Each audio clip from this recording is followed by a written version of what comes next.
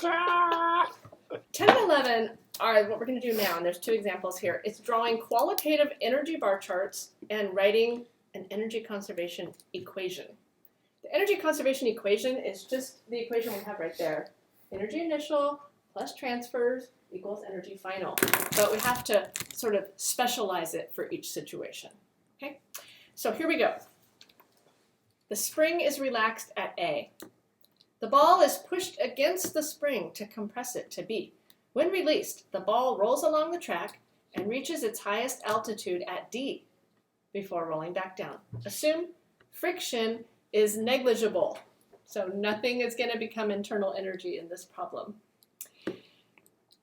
There's a bar chart there. The left side of the bar chart is the initial position, and I'm telling you in this example that the initial position is A. You can choose, when you draw a bar chart, you can pick any two positions in the entire two motions to compare. A bar chart compares the energy storage modes at two different times. On the right side is the final position, which is going to be B. The circle in the middle is not a pie chart. I know it looks like a pie chart, but now that is just a system boundary. You kind of think of it as that dashed circle we used to draw around our system. So I want you to write in that circle the objects that are in the system. Write their names, like spring, whatever. Oh, you know what these diagrams are called? LOL diagrams. Huh. I know, amazing. Funny name for. So, the spring is part of the system, the track, the earth, and the ball.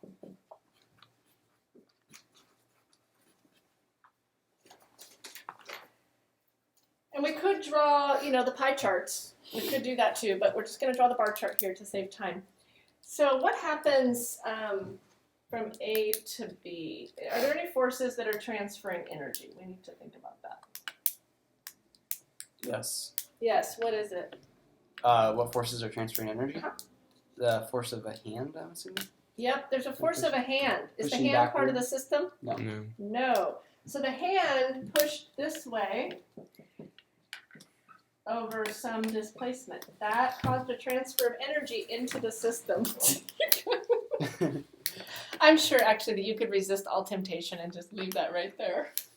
Okay, so in the very first bar chart, which actually this was not supposed to be the bar chart, what storage modes do we have at A? Do we have any energy at A? No.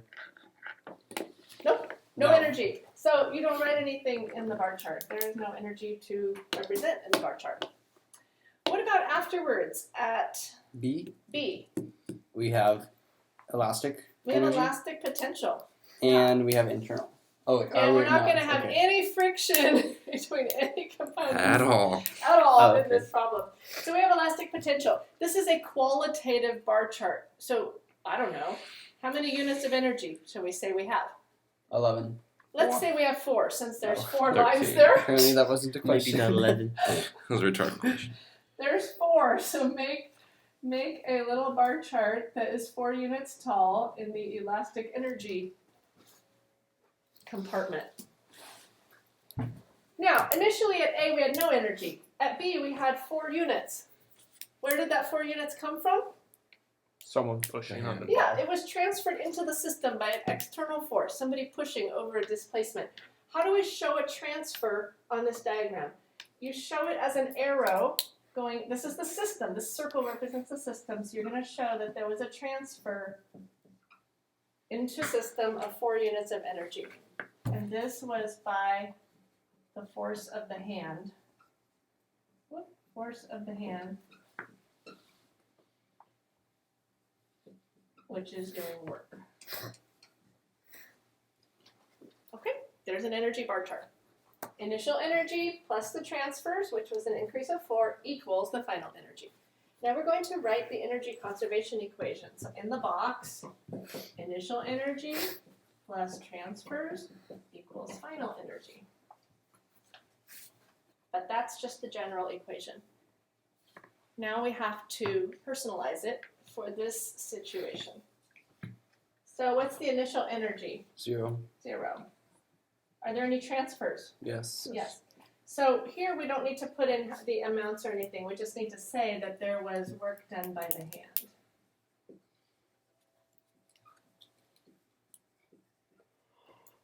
And it's a positive value. So it's an increase in energy.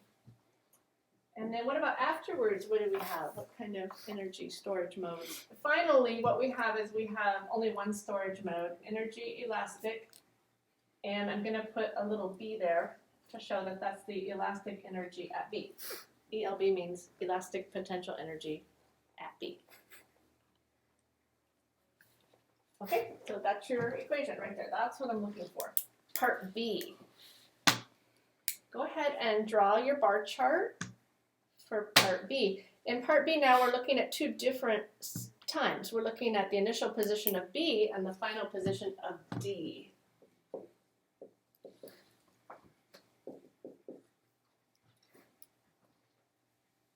We're assuming no friction, right? Yep, no friction.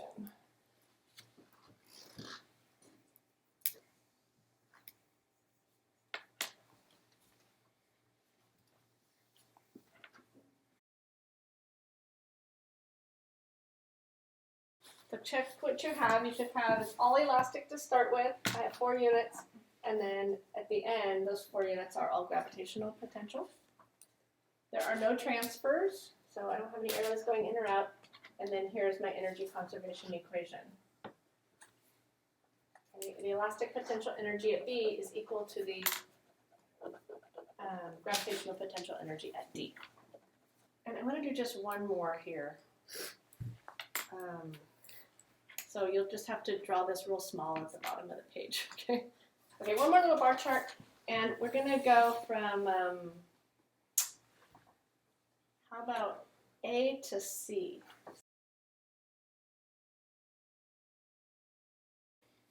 How much energy does it have at A? None. 0. None. What kinds of energy does it have at C? Gravity and kinetic. Yeah, Gravitational. gravitational potential That's and it. kinetic. And we don't know how much of each, so I'm just going to suppose it's half and half.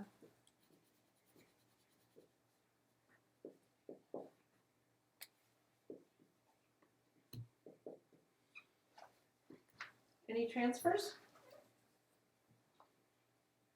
No. Nope. Wait, any transfers of energy? Into the system or out of the system? Yes.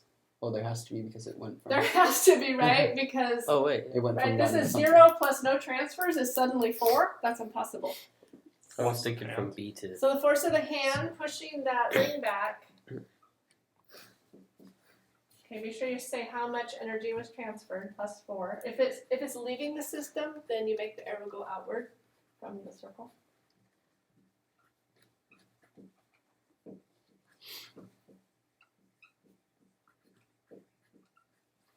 Okay.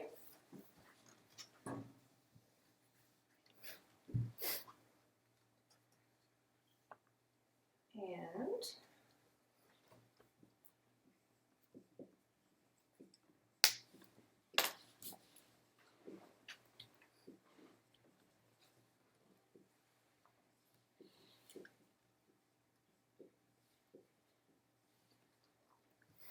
okay, so afterwards there's now 2 storage modes, so you just add them together. So that's how to draw the energy bar charts, which allow you to compare 2 different moments in time. So number 12, calculating the energy transferred in or out of a system due to an external force that acts through some displacement. That is saying, how do we calculate this? If we know the force and we know the displacement, how do we find the work? How do we calculate that? Here is the equation. So these are your notes for under number 12. This is called work, and the way we calculate it is with this equation. It's the force, the magnitude of the force, times the magnitude of the displacement, times the cosine of the angle between them. Okay, so theta is the angle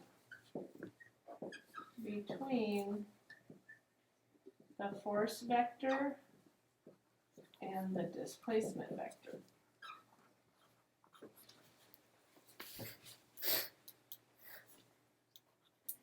If the force and the displacement are parallel, the angle between them is 0. 0. And when you're trying to tell the angle between them, you really want to put them on the same dot. So basically they're on top of each other. There's no angle between them. So the angle is 0. So if theta is 0, anybody know what cosine of 0 is? Is it Your 0? calculator knows. Is it 1? It's 1. So cosine is 1. Now, if they are opposite, and I want you to put that in your calculator at home and confirm for yourself that cosine of 0 is 1. And basically that's a maximum that this thing can be. The maximum this can be is 1 cosine.